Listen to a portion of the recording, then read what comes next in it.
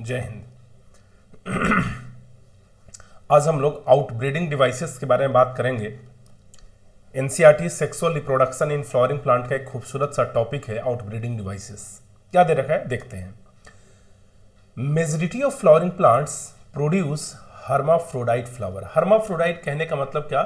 Bisexual flower, जिसके अंदर male reproductive system और फीमेल रिप्रोडक्टिव सिस्टम दोनों है। hermaphrodite flower and pollen grains are likely to come in contact with the stigma of the same flower। अब चूंकि bisexual होगा तो इसी के अंदर मेल रिप्रोडक्टिव सिस्टम भी होगा और इसी के अंदर फीमेल रिप्रोडक्टिव सिस्टम भी होगा। यानी मेल रिप्रोडक्टिव सिस्टम से जो पॉलन ग्रेन बनेगा, पॉलन ग्रेन इसी फ्लावर के स्टिग्मा के साथ पॉलिनेशन करने का चांसेस ज्यादा हो जाएगा। और ऐसा कंडीशन ज्यादातर कंडीशन में ऐसा ही होता है। क्यों? क्योंकि यहां दे रखा है majority of flowering plants continued self pollination. और अगर ऐसा पॉलिनेशन होगा तो ऐसे को हम लोग नाम क्या देते हैं? Self pollination. अब सोचो आप कि अगर सिर्फ और सिर्फ सेल्फ पॉलिनेशन ही चलता जाए, कंटिन्यूअसली सेल्फ पॉलिनेशन ही होता जाए, तो वेरिएशन आने का संभावना क्या हो जाएगा? बहुत कम। और अगर वेरिएशन नहीं आएगा, नए कैरेक्टर्स नहीं आएंगे, तो पुराने कैरेक्टर्स रिपीट होते जाएंगे। इस फिनोमिनन को हम लोग क्या बोलते हैं? Inbreeding depression. डिप्रेशन यानी कुछ नया नहीं आया, पुराना ही था। इनब्रीडिंग डिप्रेशन दे रखा है continued self pollination results in inbreeding depression. अब भैया हमें इनब्रीडिंग डिप्रेशन से बचना होगा। बचने के लिए हमें क्या करना पड़ेगा? तो कहीं ना कहीं क्रॉस पॉलिनेशन का सहायता लेना पड़ेगा। दे रखा है flowering plants have developed many devices to discourage self pollination. यानी सेल्फ पॉलिनेशन को खत्म करने के लिए फ्लोरिंग प्लांट ने बहुत सारे डिवाइसेस तैयार किया है। And to encourage cross pollination in some species pollen release and stigma receptivity are not synchronized। यानी जो एक तरीके से हम बोल सकते हैं कि स्टेमेन और पिस्टिल का जो डेवलपमेंट है, दोनों का डेवलपमेंट अलग अलग समय पर होता है। हो सकता है कि पहले पॉलन ग्रेन्स डेवलप कर जाए अच्छे से और तब तक स्टिग्मा डेवलप ही ना किया हो, या हो सकता है कि स्टिग्मा डेवलप कर जाए और पॉलन ग्रेन्स डेवलप ही ना किया हो। यानी जो पॉलन ग्रेन और स्टिग्मा का डेवलपमेंट है, दोनों को सिंक्रोनाइज्ड नहीं किया गया है। यही चीज दे रखा है। In some species pollen release and stigma receptivity are not synchronized। अगर दोनों एक साथ पर नहीं होगा तो फिर क्या होगा? सेल्फ पॉलिनेशन हो पाएगा क्या? नहीं। जब सेल्फ पॉलिनेशन नहीं होगा तो फिर इसके पास क्षमता क्या बचेगा? सिर्फ और सिर्फ क्रॉस पॉलिनेशन का ही बचेगा। देख रखा है इधर the pollen is released before the stigma becomes receptive or a stigma becomes receptive much before the release of pollen। In some other species the anther and the stigma are placed at different position so that the pollen cannot come in contact with the stigma of the same flower। अब flower एक ही है, लेकिन जो anther और stigma है, दोनों का position अलग अलग, थोड़ा सा दूरी है। इसके कारण सेल्फ पॉलिनेशन नहीं हो पा रहा है। Both this devices prevent autogamy. ये दोनों मेथड के कारण ऑटोगैमी को प्रिवेंट किया जाता है। The third device to prevent inbreeding is self incompatibility. एक और बहुत खूबसूरत मेथोडोलॉजी है जिससे फिनोमेनन को हम लोग क्या बोलते हैं? Self incompatibility. और सेल्फ इनकॉम्पेटिबिलिटी में क्या होता है? सेल्फ इनकॉम्पेटिबिलिटी में क्या होता है कि जो स्टिग्मा है अपने ही जैसे पॉलन ग्रेन जेनेटिकली, यानी जो स्टिग्मा है जेनेटिकली सेम पॉलन ग्रेन्स को रिसीव नहीं करता है। और इसी फेनोमेनन को हम क्या बोले? Self incompatibility. यानी जो अपनों के लिए कंपेटिबल ना हो, अपने को पॉलिनेशन ना होने दे, बाकी कोई भी दूसरा आकर के पॉलिनेशन कर सकता है। This is a genetic mechanism and prevents self pollen from fertilizing the ovule by inhibiting pollen germination or pollen tube growth in the pistil। यानी सेल्फ इनकॉम्पेटिबिलिटी के कारण क्या होता है? पॉलन को जर्मिनेट नहीं होने देता है, या फिर जो पॉलन ट्यूब बनता है, पॉलन ट्यूब का ग्रोथ ही नहीं होने देता है। Another device to prevent self pollination is the production of unisexual flower. ये भी एक अच्छा तरीका है कि फ्लावर जो प्रोड्यूस करो यूनिसेक्सुअल ही हो। If both male and female flower are present on the same plant such as castor, maize, जो मोनोइसियस का एग्जाम्पल है, it prevents autogamy but not geitonogamy. Autogamy को तो प्रिवेंट कर देगा, लेकिन फिर भी जीटोनोगैमी होगा। In several species such as papaya, male female flower are present on different plants. यानी पपाया केस में जो मेल है वो अलग प्लांट पर और जो फीमेल है वो अलग प्लांट पर। That is each plant is इधर मेल और फीमेल, यानी दोनों में से कोई एक या तो मेल होगा और कोई एक फीमेल होगा। ऐसे कंडीशन के लिए हम लोग क्या बोलते थे, dioecious. This condition prevents both autogamy and geitonogamy. ऐसे कंडीशन में क्या होगा कि ऑटोगैमी और जीटोनोगैमी दोनों से बचाया जा सकता है, और सिर्फ क्या होगा तो एलोगैमी हो सकता है, यानी क्रॉस पॉलिनेशन हो सकता है। ठीक है, नेक्स्ट है pollen pistil interaction. Pollen pistil interaction में देखते हैं क्या है पॉलिन पिस्टिल इंटरेक्शन। समझ में आ रहा होगा कि पॉलिन ग्रेन्स, पिस्टिल यानी फीमेल रिप्रोडक्टिव सिस्टम की बातें कर रहा है, दोनों के बीच में कैसे इंटरेक्शन होता है और पॉलिनेशन कैसे हो पाता है उसके बारे में यहां पर बातें करना है। Pollination does not guarantee the transfer of right type of pollen, यानी जब पॉलिनेशन होगा तो कोई जरूरी नहीं कि जो सही पॉलिन है उसी का ट्रांसफर होता होगा। Compatible pollen of same species as the stigma. Often pollen of the wrong type, either from other species or from the same plant, also land on the stigma. The pistil has the ability to recognize the pollen whether it is of the right type or of the wrong type.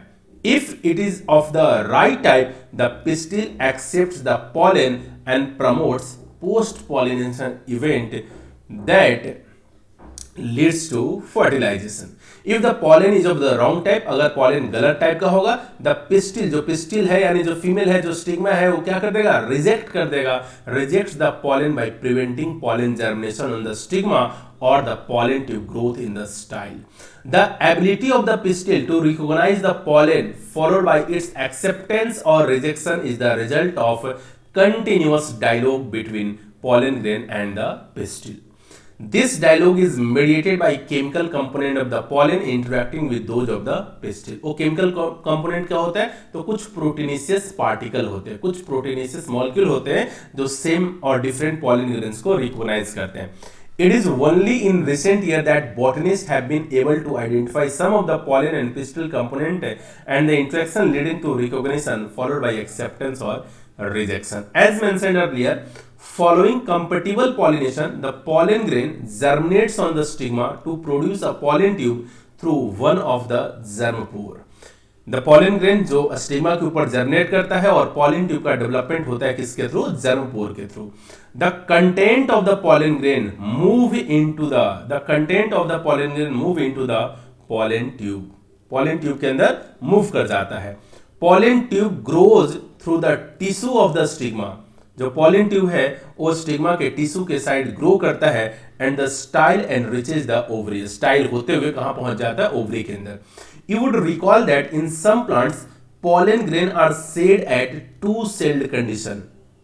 कुछ plant के अंदर जो pollen grain है वो to celled condition में ही release हो जाते हैं, जिसमें एक वेजिटेटिव सेल होता है और एक जनरेटिव सेल होता है. In such plant the generative cell divides. इसमें क्या होता है, जो जनरेटिव सेल है डिवाइड करता है माइटोसिस के थ्रू और दो मेल गैमेट बनाता है. क्या बना लेता है, तो टू मेल गैमेट्स का फॉर्मेशन कर लेता है and forms the two male gametes during the growth of pollen tube in the stigma. In plants which shed pollen in the three cell condition, कुछ ऐसे भी प्लांट हैं जो थ्री सेल कंडीशन में pollen grain को set करते हैं. Pollen tubes carry the two male gametes from the beginning. Pollen tube के अंदर ही मेल गैमेट शुरू से ही होता है.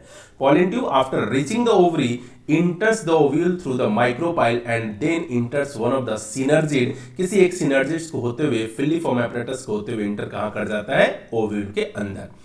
Many recent studies have shown that filiform apparatus present at the micropylar part of the synergids ये करता क्या है, तो ये pollen tube को guide करता है for the entry into the embryo sac. All these events from pollen deposition on the stigma until pollen tube enter the ovule are together referred to as pollen pistil interaction. As pointed out earlier, pollen pistil interaction is a dynamic process involving pollen grain recognition followed by promotion or inhibition of the pollen grain. The knowledge gained in this area would help the plant breeder in manipulating pollen pistil interaction even in incompatible pollination to get desired hybrid. ये भी एक बढ़िया चीज हो गया। You can easily study pollen germination by dusting. आप pollen germination को भी स्टडी कर सकते हो बाय डस्टिंग। डस्ट यानी छिड़कना। Some pollen from the flower such as pea, chickpea, crotalaria, balsam, vinca on a glass slide containing a drop of sugar solution. उसमें भी पॉलन ट्यूब को आप जर्मिनेट होते हुए ग्रो करते हुए देख सकते हैं। After about 15 to 30 minutes, observe the slide under the low power lens of the microscope. You are likely to see pollen tube coming out of the pollen grain. यानी pollen tube जो है pollen grain से बाहर निकलता हुआ clear cut हमें दिखाई दे जाता है लैब के अंदर भी। As you shall learn in the chapter on plant breeding, a breeder is interested in crossing different species and often genera to combine desirable character to produce commercially superior variety. ये सब सिर्फ इसलिए किया जाता है कि हम अच्छी वेराइटी को प्रोड्यूस कर सके। नेक्स्ट है आर्टिफिशियल हाइब्रिडाइजेशन।